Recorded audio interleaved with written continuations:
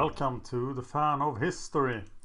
Previously on the Fan of History, in 911 BC the Neo-Assyrian Empire begins, and Adad-Nirari II went forth from Ashur, the capital of Assyria in northern Iraq today, to reconquer the empire the Assyrians had lost in the 11th century BC.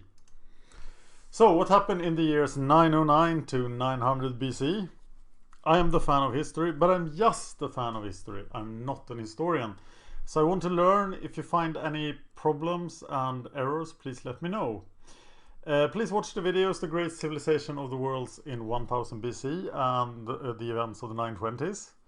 There will be a Great Civilizations of the World in 900 BC video. It will probably be done very soon. So let's look at this. Adad-Nirari II is the king of Assyria, and he will do yearly campaigns to honor Ashur. Our sources have improved a lot here. We have 3 different sources telling us of Adad-Nirari. They're all Assyrian and they're all making him look really good. Adad-Nirari has 3 main targets in these 10 years we're talking about here. He's going northwest to the Kabku and the Nairi lands to the northwest. He's going to Babylonia. Or to the border of Babylonia at least. He's going to fight the Babylonians. He's also going to constantly have a problem with Arameans. He's trying to assimilate the Arameans. He tried to make them into traders and is beating them up. And 8 of his campaigns in his reign will be directed against the Arameans. The main record is the royal record of Adad-Nirari II. There are no non-Assyrian sources for this period. So the sources are very, as I said, pro-Assyrian.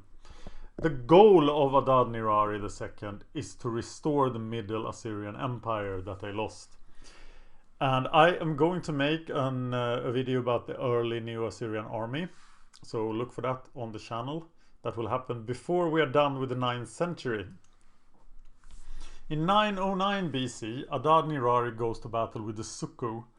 I found very few sources about the Sukhu. I assume they are Arameans. This is an uncertain year, also could have happened later. But the Sukhu are defeated and they will henceforth pay tribute to Ashur. We haven't found anyone yet who just gives up when the Assyrian army shows up and pays the tribute, but that is an option. The way Adad-Nirari fights is that after the harvest is in, he will gather everybody who is anything, give them state-of-the-art equipment, iron weapons, good armor. They have previous training, so they are the best fighters in the world. And then they go out and beat somebody up. And by the end of the campaign, they return to Heartland Assyria, happy with themselves. And we'll talk much more about Adad-Nirari II in this episode. But first, let's go to Egypt. Egypt has a period of peace and prosperity.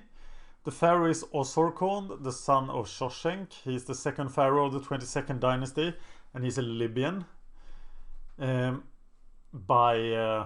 His family is Libyan, but he's lived in Egypt all his life, as did his father. At some point in this decade, he gives an enormous amount of silver to the temple. This amount of silver is so enormous that it seems untrue. But there is an indication that Egypt is extremely wealthy in this period, and that often happens. Egypt is often extremely wealthy. And as I said before, the 4 harvests a year you can get from the Nile is the source of so much wealth that you can manage Egypt really poorly and you'll still be really rich. Osorkon restores the temple of Bastet at Bubastis and builds a small temple of Atum there. He also built an epic fortress which has not been found, and archaeologists are still looking for this place. He gives a statue of himself to the king of Byblos, Elibal, and Shoshenq, Osorkon's father, did the same thing to the father of Elibal. And Elibal is so happy about this statue, and it actually is this statue that you see here. So he wrote his name on the statue too. There seems to be a strong connection between the Phoenicians, the trading people of the Mediterranean, and the pharaohs. So in 908, it's time to go to war again for Adad-Nirari II. And this year is extremely uncertain. It could be 902 actually. But it's definitely not 910 that is stated on this map, but it is this battle here. It is not within Babylonia, but it is on the border of Babylonia. Babylon is ruled by Shamash Mudamik still. And in this first battle between the two great powers of Mesopotamia, only one of them is a great power, because Babylon is small and weak. And Babylon loses. And there is, here it is in the words of Adad-Nirari himself. He who brought about the defeat of Samas Mudamik, king of Kardonai.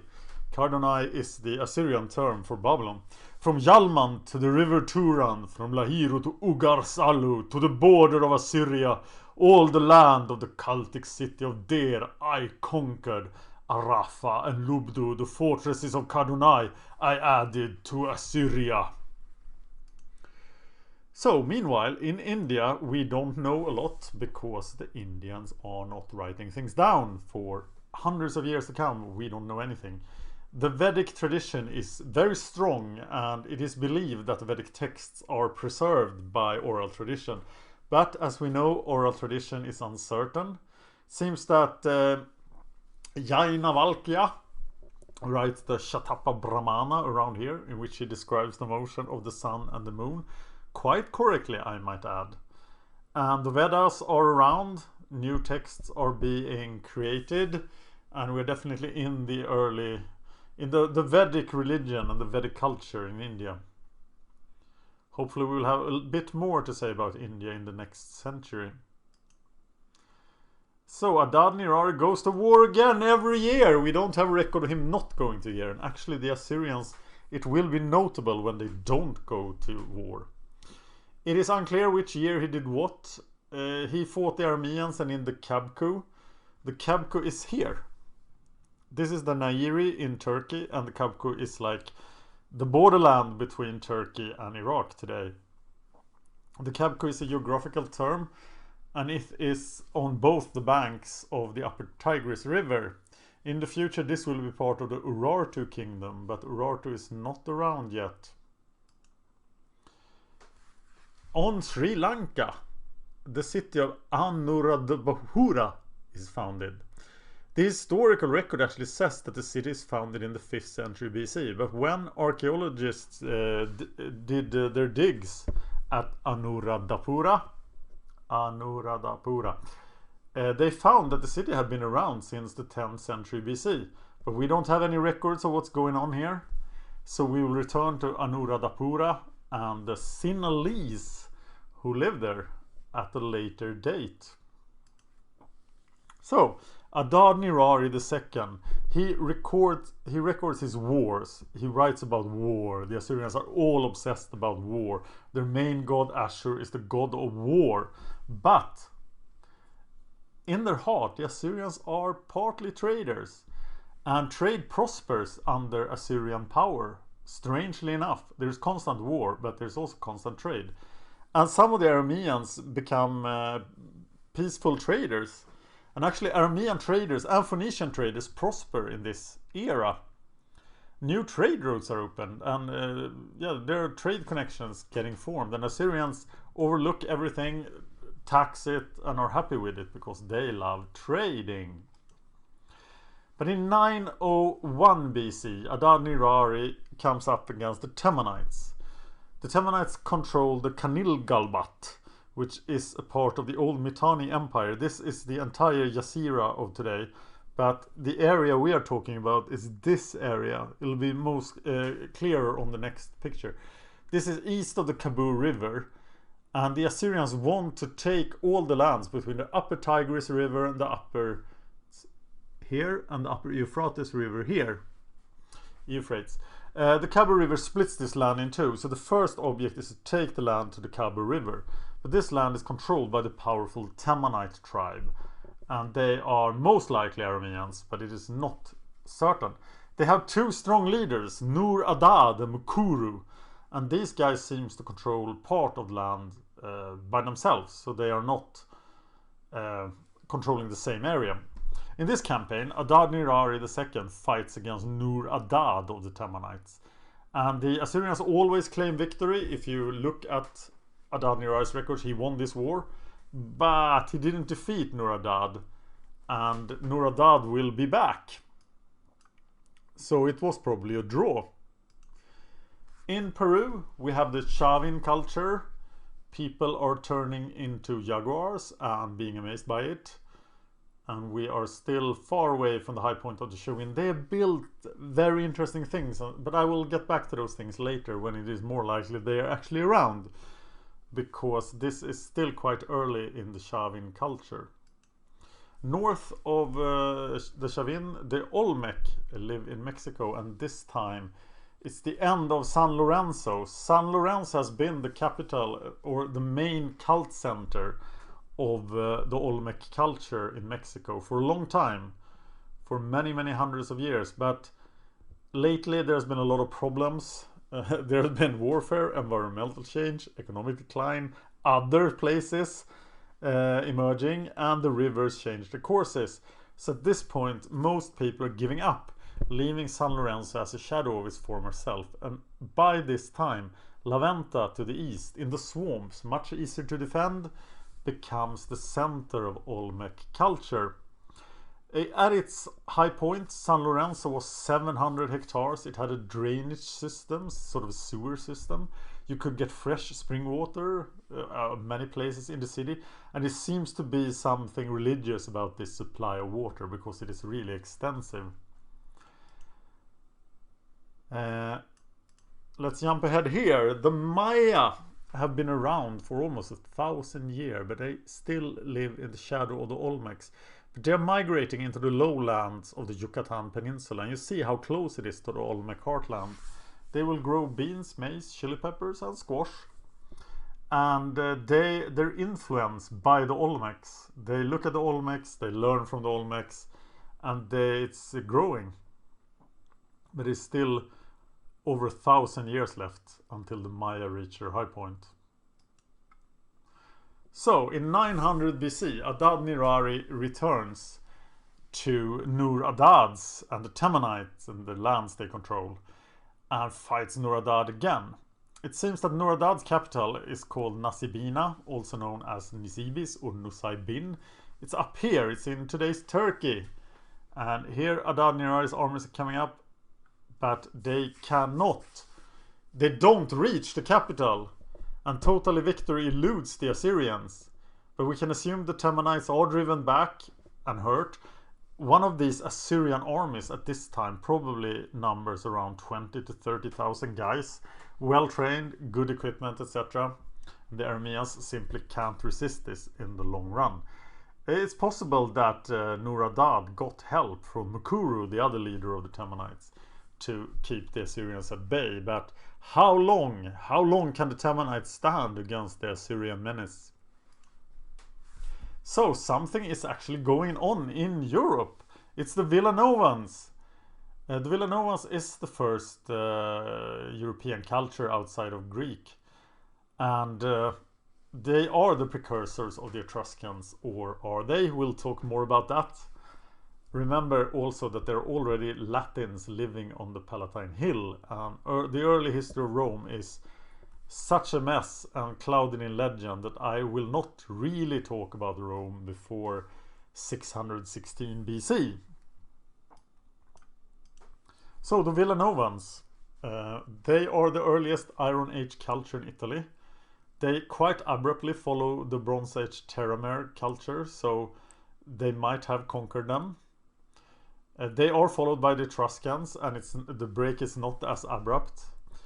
They seem to have their origin in the Urnfield culture, and when they die, they are burned, placed in urns, and then buried.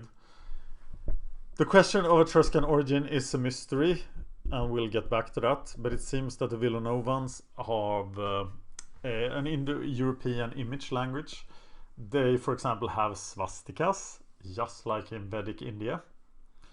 They seem to have contact with the Hellenic civilization, and early Villanovan culture has been around for 200 years, but this is the classic Villanovan phase, and it turns into civilization there, and that's why I mention it now, because I'm talking mainly about historic civilizations. They are trading to the north along the Amber Road, and I'll talk more about the Amber Road in the 9th century BC. So in 900 BC, the King Gong of China, he dies. He's succeeded by his son, King Ji. We know very little of Gong, but a little more about Ji. And China is now turning very poorly documented. I may talk a bit about the Sioux capital of the Western Sioux in a later episode. But I want to mention that King Gong had a brother called Chao. And he is the uncle of little King Ji. And he seems to have some nasty plans. Around 900 BC, the Lapita culture have reached the Samoan Islands. They are this seafaring culture in the Pacific. They get everywhere in their very primitive canoes. And these are the Samoan Islands. Or are these the Samoan Islands? Some of these islands they have now reached. We don't have any written records of them, but I still wanted to mention them because their feat is amazing.